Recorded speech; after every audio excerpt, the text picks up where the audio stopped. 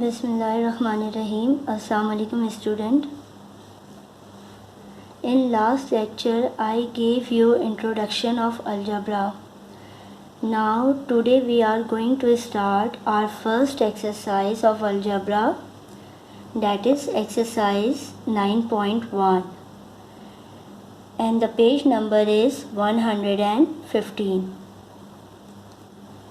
सो इस एक्सरसाइज का आपका क्वेश्चन नंबर बुक का जो है वो है question number 22. First I am showing you the question. ये देखें, मैं आपको बुक से क्वेश्चन पहले शो कर रही हूँ. ये आपका बुक का पेज नंबर 115 है और इसका है ये question number 22. So I start to read the question. Fazal had X apples. How many apples will be left if he eat Y apples? एक तरीके से आप समझ लें कि आपको इन क्वेश्चन में अलजेब्रिक एक्सप्रेशंस या अलजेब्रा की टर्म्स आपने बनानी है. ठीक है, तो अब मैं आपको इसको इस तरह समझाती हूँ. पहले आप क्वेश्चन को जो है केयरफुली रीड करेंगे. फजल हैड एक्स एप्पल्स, यानी फजल के पास कितने एप्पल्स हैं? एक्स एप्पल्स हैं. How many apples will be left, कितने एप्पल्स उसके पास बाकी बचेंगे? If he eat Y apples, अगर वो वाई एप्पल्स खा ले. तो अब हम इसका सलूशन स्टार्ट करते हैं. तो फजल के पास जो है वो कितने एप्पल्स हैं? फजल हैड एक्स एप्पल्स. ठीक है, उसके पास एक्स एप्पल्स हैं. ही ईट, और उसने कितने खा लिए? Y apples. तो अब आपने इसको अलजेब्रा का एक तरीके से फॉर्म बनानी है एक्सप्रेशन की उसकी.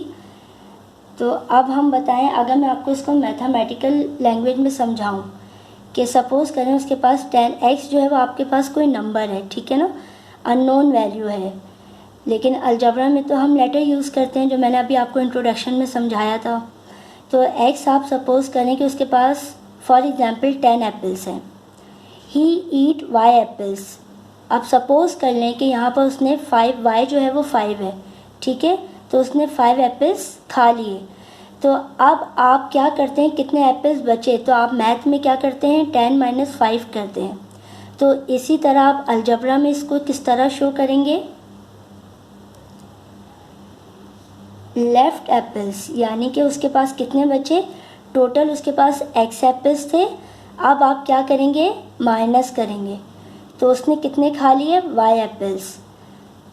तो ये आपने एक तरीके से अलजेब्रा की एक्सप्रेशन फॉर्म कर ली. ठीक है, तो आप ये समझ लें टोटल आपके पास 10 है, उसने 5 खा लिए. तो 10 - 5 करते हैं, मगर हमें एक्स और वाई गिवन है.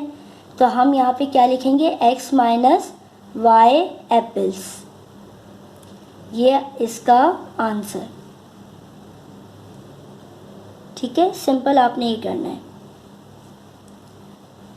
Now start question number 23.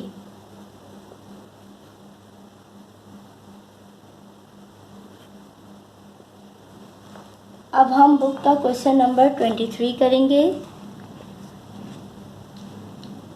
So first I read the question.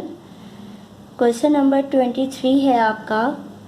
Shahzad present age is B years. B is unknown value. Shahzad की जो अभी एज है वो कितनी है? B ईयर्स है. What will be his age after C years.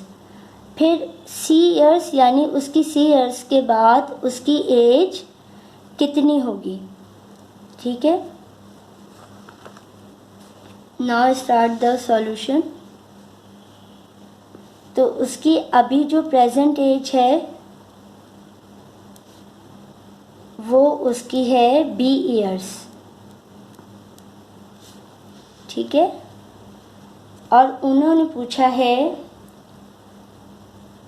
After C years. उसकी जो एज है वो कितनी होगी। ठीक है, तो अब आप जैसे सपोज कर लें, अब हम इसको मैथमेटिकल लैंग्वेज में समझते हैं।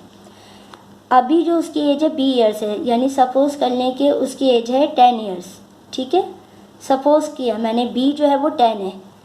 अब कह रहे हैं आफ्टर सी ईयर्स, अब सी यहाँ पे हम सपोज कर लेते हैं 2।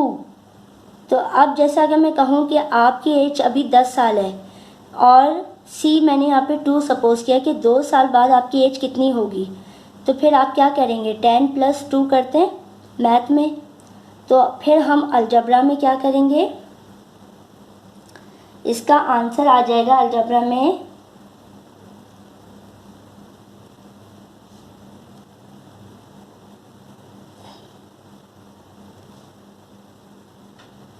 After C years his age will be,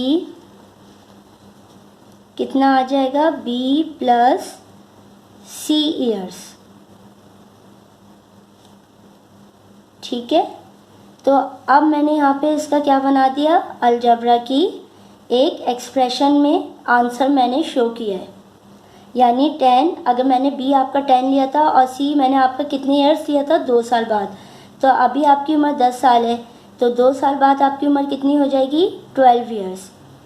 तो इस तरह मैंने ये B और C अननोन नंबर्स हैं। तो अब हम इसको अलजबरा में कैसे शो करेंगे, B + C ईयर्स, यानी C ईयर्स के बाद उसकी एज कितनी होगी, B + C। Now come to the question number 24।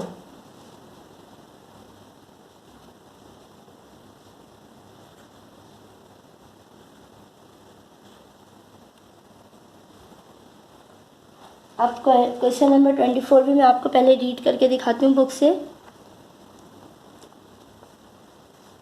ये देखें 24 आपको शो हो रहा होगा। Asif had ₹X।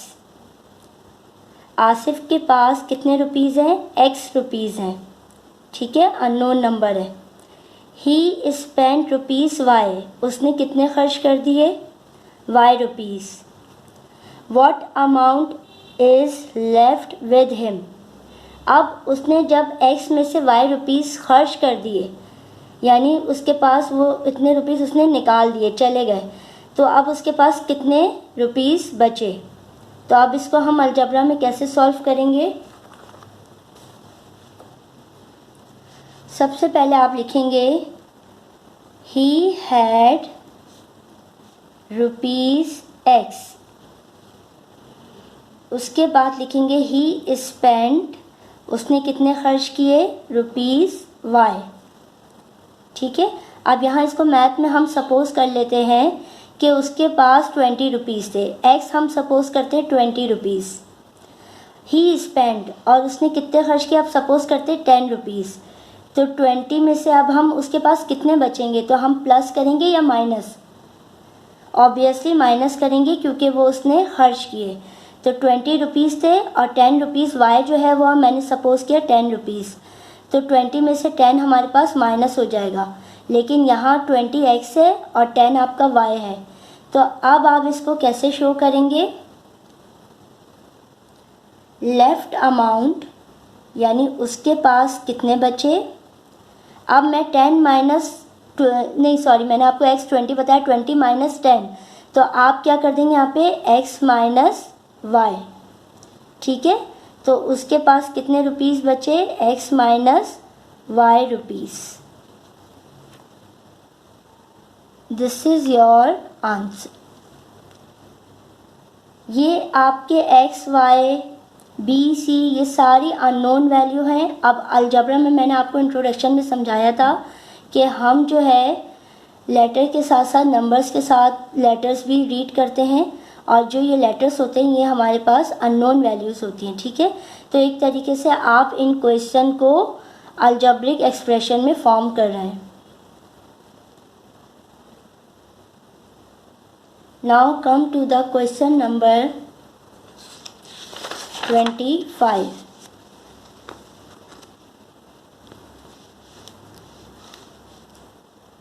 Question number 25.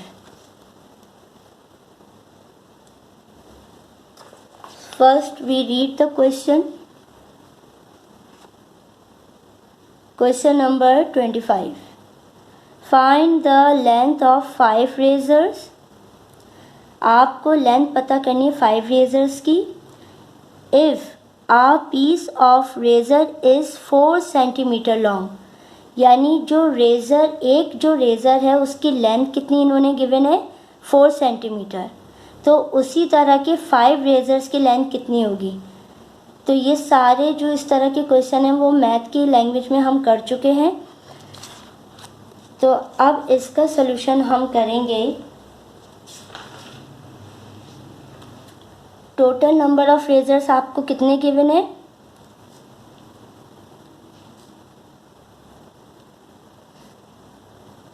5. ठीक है, टोटल नंबर ऑफ रेजर्स आपके पास 5 है. और आपको लेंथ जो है कितनी गिवन है. लेंथ ऑफ 1 रेज़र, एक लेंथ जो है वो यानी एक रेज़र की लेंथ आपको कितनी गिवन है 4 सेंटीमीटर. ठीक है, अब हम इसको किस तरह करेंगे. जैसे मैं आपको यहाँ बना के दिखा देती हूँ. ये देखेंगे जैसे एक रेज़र है, इसकी लेंथ इन्होंने कितनी गिवन है 4 सेंटीमीटर. ठीक है, इसी तरह के हमारे पास जो है वो कितने रेज़र की लेंथ हमें पता करनी है 5 रेज़र्स की. एक रेज़र की लेंथ 4 सेंटीमीटर है, इसी तरह के 5 रेज़र्स हैं. तो ये ऑब्वियसली हमें समझ आ रहा है कि ये मल्टीप्लिकेशन का क्वेश्चन है. तो इसमें हम किस तरह पता करेंगे.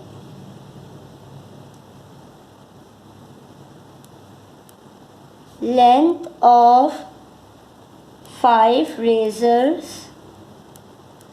अब आप क्या करेंगे, जब आपको किसी एक चीज़ की लेंथ पता होती है और जब उसी तरह की 4 या 5 चीज़ों की पता करनी हो तो हम इसको मल्टीप्लाई करते हैं. तो हम क्या करेंगे 5 मल्टीप्लाई बाय 4.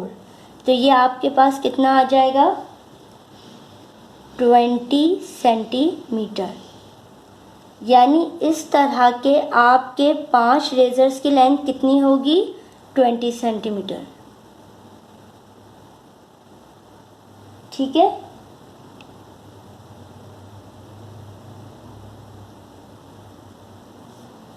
चलें अब हम आ जाएंगे लास्ट क्वेश्चन पर. क्वेश्चन नंबर 26 पर. Question number 26. क्वेश्चन नंबर 26 है आपका. Find the cost of 10 books. आपको कॉस्ट फाइंड आउट करनी है कितनी बुक्स की 10 बुक्स की. If 1 book cost x rupees, अगर एक बुक की जो कीमत है वो कितने हैं यहाँ पर x रुपीज़. तो एक बुक की कीमत आपको गिवन है और आपने कितनी बुक्स की कीमत फाइंड आउट करनी है 10 बुक्स की. तो अब ये वाला हम करेंगे इस तरह.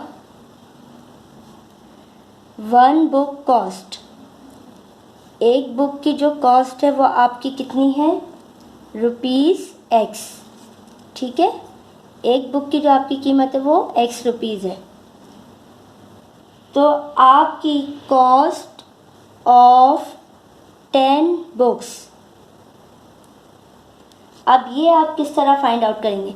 जैसे सपोज कर लें कि आपकी कोई भी एक बुक है, कोई एक छोटी सी स्टोरी बुक ले लें, उसकी कीमत x है. x मैंने यहाँ सपोज कर ली कि फॉर एग्ज़ाम्पल 10 रुपीज़ है. ठीक है, x मैंने अननोन नंबर है लेकिन मैंने यहाँ सपोज किया 10 रुपीज़.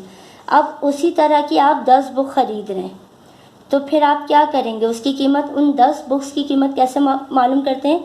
जब आपको एक सिंगल चीज़ गिवन होती है और फिर उसी तरह की आप ज़्यादा चीज़ें ख़रीदते हैं तो हम उसको मल्टीप्लाई करते हैं.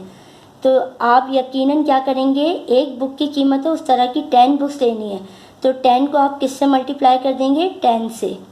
तो आपके पास 10 बुक्स की कीमत आ जाएगी. ठीक है, ये आपको मैंने मैथमेटिकल उसमें समझाया है, लेकिन यहाँ पे तो आपको x गिवन है अलजबरा का. तो अब हम 10 बुक्स को किससे मल्टीप्लाई करेंगे x से. तो आपके पास क्या आ जाएगा 10x रुपीस, यानी 10 बुक्स की कीमत आपके पास कितनी आ जाएगी 10x। 10 मल्टीप्लाई बाय x को हम किस तरह लिख सकते हैं अलजेब्रा में 10x, और RS आप क्या शो करेंगे रुपीस। ये यूनिट आप ज़रूर शो करेंगे, इसके नंबर्स होते हैं, ठीक है। तो ये मैंने देखे आप इसके 5 क्वेश्चन थे। अभी आपको आज मैं इतना करा रही हूँ, आप ये 9.1 के ये 5 क्वेश्चन जो है वो क्वेश्चन भी लिखेंगे और अपनी कॉपी में इसी तरह इसको उतारेंगे। Okay class, thank you so much.